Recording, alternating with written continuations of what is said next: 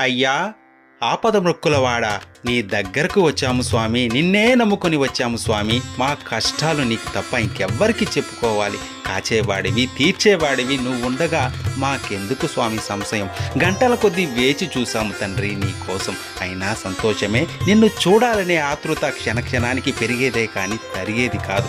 మా కష్టం అటుంచండి, ఒక్క క్షణం నీ దర్శన భాగ్యం చేత అన్నీ మర్చిపోతాం.